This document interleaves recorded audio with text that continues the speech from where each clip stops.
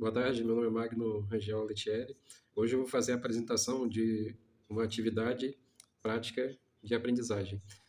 O nome da disciplina, no caso, é prática de ensino, metodologia e instrumentação para o ensino, no caso.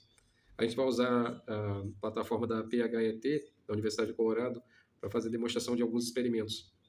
É isso aí. Logo a seguir vai começar o vídeo da gravação da tela do laboratório. Obrigado, vamos começar. Aí vamos começar a usar o laboratório, né, virtual aqui da PHET, da Universidade do Colorado. Eu escolhi laboratório que tem as experiências de corrente contínua, né? Aí tem uma paleta de materiais aqui, tem fio, bateria, vou puxar também uma lâmpada, resistor. É bem simples de usar, né? Puxando a paleta um pouco para baixo aqui, ó, dá para ver mais alguns componentes. Elas estão nesse formato, né? Mas também tem como clicar em um botão aqui para... Vou puxar uma chave também. Tem como botar no formato do símbolo gráfico dele, né? Aí tem um medidor aqui, ó. Medidor de tensão, medidor de corrente.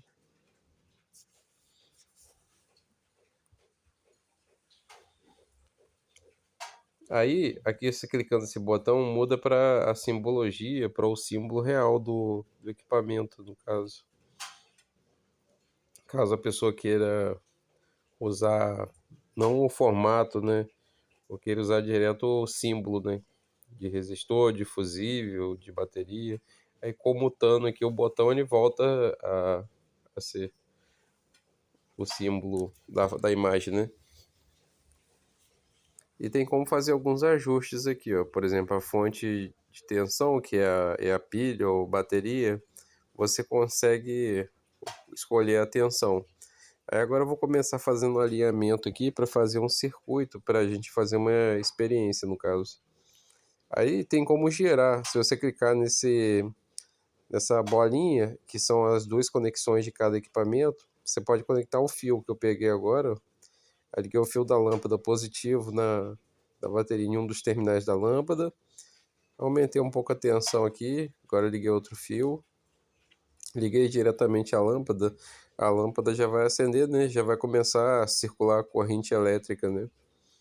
Então, com 15 volts, essa lâmpada já está acendendo. A resistência do, da lâmpada está em 10 ohms. Só que essa resistência, de acordo com que essa lâmpada vai ficando ligada, se fosse uma simulação real, e se a gente pudesse medir a resistência elétrica, ela diminuiria, porque esses resistores, quando eles sofrem um aquecimento, eles geralmente diminuem um pouco a resistência elétrica deles. Aí eu vou fazer uma alteração nesse circuito para poder ter mais funcionalidades, né? Que o que eu fiz aqui basicamente foi uma ligação elétrica, né? E dá para perceber os elétrons se movendo. Eu cortei aqui o fio, agora eu vou ligar uma chave para a gente poder só ligar a lâmpada na hora que for necessário. Aí peguei mais um fio, liguei uma chave aqui, né? Um interruptor, liguei na outra extremidade da lâmpada, aí vou fechar o circuito agora. Aí uma coisa interessante que a resistência da chave está em 0 ohms, né? Isso significa que ela está só conduzindo. A ideia dela não é ter nenhuma resistência. Mas num circuito ideal é assim, né? Mas agora o real, no caso, essa chave ela teria uma resistência de contato baixa, mas teria, no caso. Aí dá para ver os elétrons. E lembrando que eles estão não circulando no sentido convencional da corrente, né? Agora eu vou colocar um fusível em série, né? Com o circuito. Peguei mais um fio, liguei aqui. Aí dá para ver, né? E o fusível tem como fazer um ajuste da corrente dele. Se eu botar uma corrente muito baixa ou muito alta, pode acontecer alguma questão, né? Se aumentar a tensão da bateria, a resistência, e vai variando um pouco a corrente. Está em 40 volts. aumentando a resistividade do fio para ver se varia a corrente. Agora mexendo, ó, queimou o fusível, porque eu baixei muito a corrente, tá até baixa, né? Aí tem um botãozinho aqui que dá para resetar o fusível. Se a gente clicar nesse botãozinho, tem como resetar ele, colocar um novo fusível, né? Que o fusível você não tem como reutilizar ele, você tem, no caso, que trocar por outro. Aí no botãozinho a gente consegue trocar. Agora eu vou colocar um amperímetro em série para medir a corrente elétrica. Vou pegar mais um fio, aí liguei aqui no amperímetro para ver qual que vai ser a corrente que está circulando nesse circuito. Lembrando que o amperímetro sempre liga em série, né, que ele vai medir a passagem de corrente. Aumentei um pouco a corrente máxima que esse fusível pode queimar, né? Que eu quis botar ele com um ajuste mais baixo, só para representar ele queimando. Agora eu vou medir tensão no circuito. Tensão a gente sempre liga o multímetro em paralelo, né? No caso. Aí tá dando uma tensão aqui de 39,96 volts.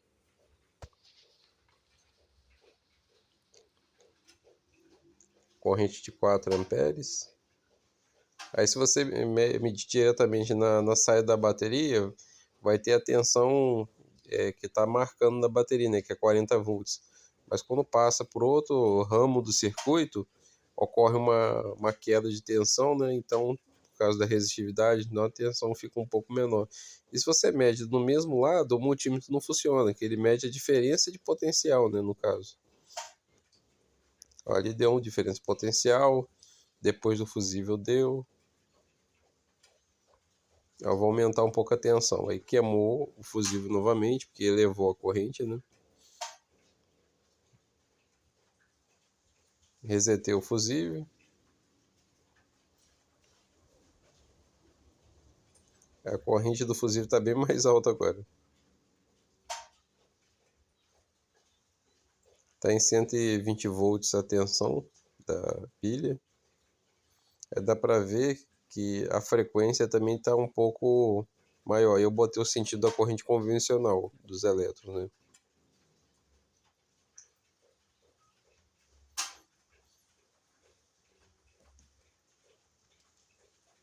Eu vou guardar o multímetro agora.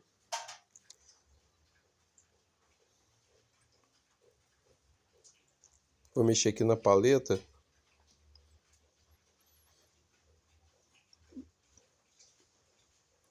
Vou abrir o circuito.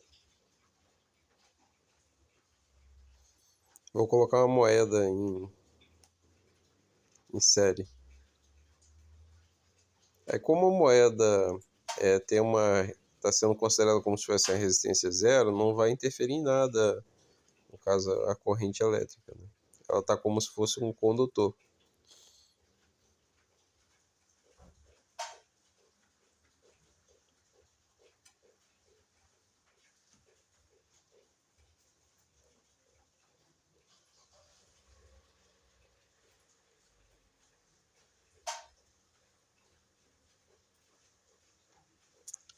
Aí, basicamente foi isso, né, que eu fiz nesse laboratório.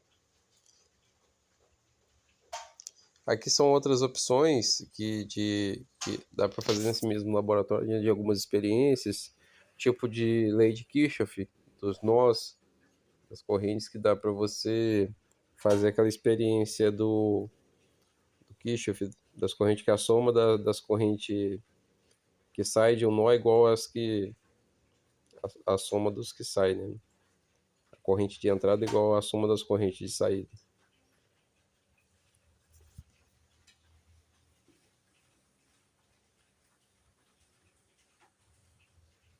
Aí aqui eu estou pesquisando mais alguma experiência para a gente fazer, né?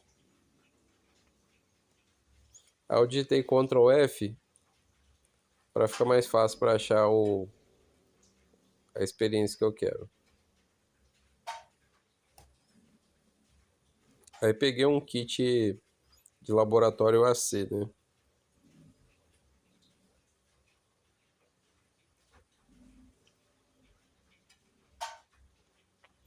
Aí aqui são as paletas, né, de opções. Aí tem um cachorro. Vou botar esse cachorro aqui que eu vou fazer uma experiência muito legal. Um cachorro. Uma fonte AC. Essa fonte AC, ela tá com positivo e negativo. Só que isso é um erro do laboratório, entendeu? Porque uma fonte AC, ela pode ser tensão fase-fase, né? Que é tensão é a diferença de potencial, ou pode ser fase neutro, né? Só que do jeito que está representado aqui, o mais correto não seria ter esse positivo e negativo, não, que geralmente circuito que tem polaridade, a gente adota o positivo e negativo. No caso, os circuitos AC, quando acontece, às vezes a gente coloca fase neutro ou coloca o termo fase-fase, né? Fase seria a diferença de potencial, né, no caso. Aí eu vou ligar um circuito aqui, pegar a fonte AC. Eu vou fazer uma demonstração, porque muitas pessoas têm medo de tensão corrente alternada, mas a tensão corrente alternada ela não mata ou não machuca uma pessoa até um certo nível de tensão. No caso, existe uma norma NBR 5410 que ela até fala que de tensões, níveis de tensões que são seguros em ambiente seco ou molhado, né? Aqui eu apliquei uma tensão e botei uma tensão mais alta, 120. Aí você viu que o cachorro latiu. Eu vou conectar de novo. Aí, o cachorro tem uma resistência do corpo dele bem. Aí vou conectar de novo, vou ligar. Então o cachorro não reclamou até um certo momento que eu botei tensão aqui, porque a resistência dele é muito alta. Mas isso aqui só está acontecendo porque, no caso, ele não está em um ambiente molhado, né? Se você seguir a NBR 5410, teria esse problema. Se ele estivesse com um ambiente molhado, uma tensão de 60 volts já poderia machucar o cachorro, né? Dar um choque nele. Aí eu botei um equipamento que vai analisar o formato da onda alternada, né? Vou dar para ver aqui nesse equipamento que mede tensão, ele está medindo a senoide, né? Aí eu estou mexendo aqui um pouco a frequência. Quando você diminui a frequência, a senoide ela acaba tendo um outro formato. Ela demora muito mais tempo para ser formado a senoide. O período, né? Que é a frequência em hertz. Então tem uma oscilação, né? Ela vai até 2 Hz, depois chega a zero, depois vai a menos 2 Hz, porque esse laboratório aqui, ele não tem uma tensão com uma frequência igual que a gente tem nas tomadas, né? Nas tomadas, a tensão alternada tem, as tomadas residenciais tem uma frequência de 60 Hz quando a qualidade de energia está boa, né? Que essa frequência ela varia, oscila um pouco, né? Entre 60, 63 Hz, aí pode baixar um pouco. Aí quando ocorre um problema na frequência, a gente logo percebe pela intensidade da luz, né? Que a intensidade da luz diminui.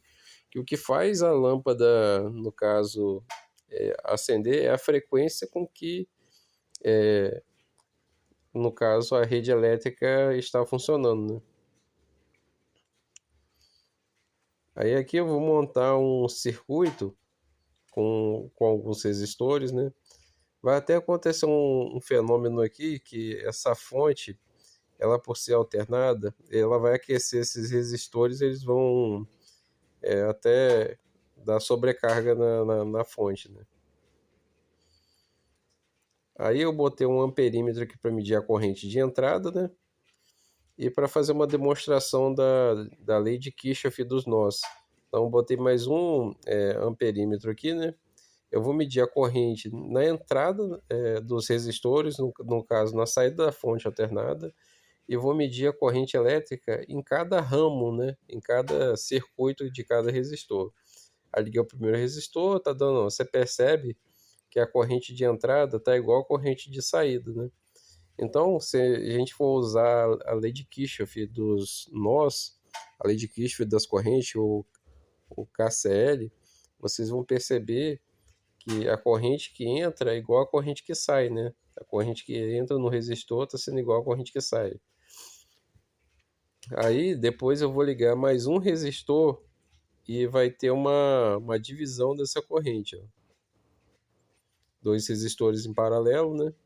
Então, agora na entrada está dando mais ou menos 20 e poucos amperes e na saída está dando 10 amperes em um ramo, né? No caso, se eu medir no próximo ramo, vai dar metade do valor que estava dando antes. Porque pela lei de Kirchhoff, né, as correntes elas se dividem. Vou fazer mais um nó aqui. Aí agora dividiu por 3. Então a corrente que está entrando, ela está se dividindo em 3 ramos com a mesma corrente.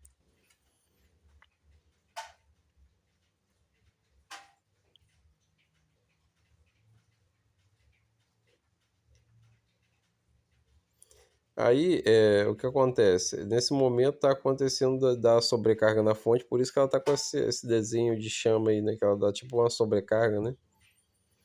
Mas para fazer a demonstração da nossa experiência, dá para entender que a corrente ela se divide, né, no caso.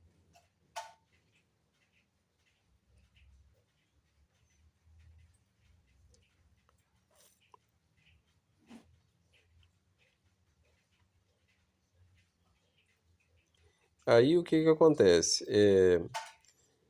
Esse circuito, a gente reproduzindo ele no simulador não tem risco, mas agora se a gente fosse montar na vida real, teria o problema, né? Porque o resistor esquenta com uma fonte de corrente alternada, no caso.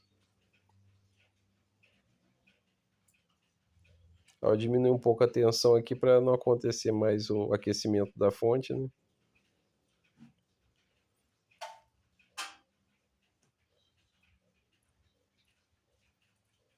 Ao medir na corrente aqui, ó, tá dando mais ou menos 15, 17 amperes, em cada ramo tá dando um terço, né, do valor, né? Comprovando a lei de Kirchhoff dos nós. Aí o que acontece? Esses laboratórios dá para montar outros circuitos também, né? Que ajudam muito o aluno a entender melhor os elétrons, né? Os elétrons de tensão alternada, dá para ver claramente ali, ó, os elétrons indo para frente e para trás, né, no caso. Ali, como é o fio que está pegando as 3 correntes ao mesmo tempo, vai ser igual a saída do fio. Aí agora eu vou para uma última experiência aqui, né? Deixa eu ver qual laboratório que a gente tem disponível aqui. O site demora um pouquinho para carregar, né? Eu vou pegar do gerador aqui. Botei para simular. Aqui, gente, tem uma torneira que está representando uma hidrelétrica, né? Que poderia ser essa roda de madeira com um ímã grudado nelas é movida pela água. E aqui a gente tem uma bobina, né, que está conectada diretamente à lâmpada. Essa bobina ela tem um certo tamanho, né? Ali em cima a gente pode fazer uma alternância entre lâmpada e um equipamento para medir a tensão, né, no caso. Então, o ímã que está girando, ele começa a movimentar os elétrons da bobina, né? E com isso gera a tensão que está energizando a lâmpada, né? Então, o gerador básico, ele tem que ter energia do movimento. No caso, essa energia do movimento está vindo derivada da água, que é uma energia potencial gravitacional. E cliquei aqui no WhatsApp sem querer. Desculpa aí. Então, para você ter uma hidrelétrica, você precisa ter energia potencial gravitacional que vai gerar essa roda, né? Esse ímã vai puxar os elétrons e vai fazer uma ação de atração e repulsão. E quanto maior a rotação, maior vai ser a velocidade que esses elétrons vão ir e vão voltar, né? No caso, se você quisesse uma tensão um pouco maior, teria que aumentar um pouco a rotação, né, no caso. No que acontece nos geradores a diesel é algo parecido, só que em vez de ter água para poder gerar o gerador, no caso é um motor a diesel, né? Nas termoelétricas é o vapor, né? Que faz. Ao diminuir um pouco o número de espiras, diminuir um pouco da vazão da água, vocês percebem que os elétrons eles vão ficar bem mais devagar para se movimentar, né?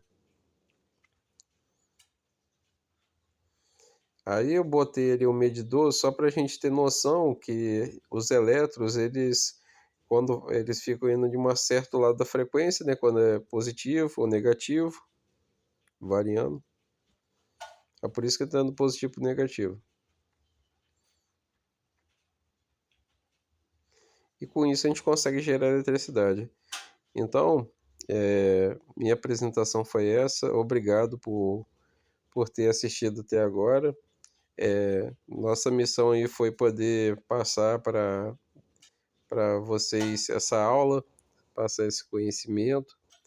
Qualquer dúvida pode botar aqui nos comentários. Eu tentei passar da forma mais simples possível. Muito obrigado.